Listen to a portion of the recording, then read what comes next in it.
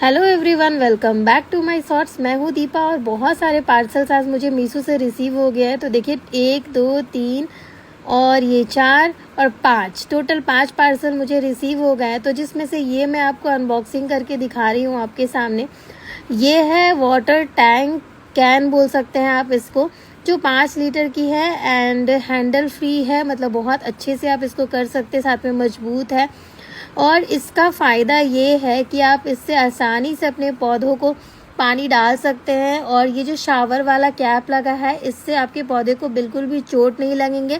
साथ में जैसे पौधे के ऊपर में बहुत सारा डस्ट वगैरह हो जाता है, तो वो भी आप अगर ऊपर से डालेंगे तो अच्छे से क्लीन हो पाएगा। तो अभी इसका प्राइस जो है 175 रुपीज़ है। अगर आप ऑनलाइन पेमेंट करेंगे तो आपको ये 119 रुपये में भी मिल जाएगा। तो फटाफट से लिंक लिख दीजिए, तो लिंक आपको अभी मिल जाएगा। अगर आप भी रखते हैं तो आप आराम से इसको जो है मंगा सकते हैं और इससे अपने पेड़ों को पानी डाल सकते हैं। तब तक के लिए बाय। अभी ऑर्डर करिए, लिंक पीपी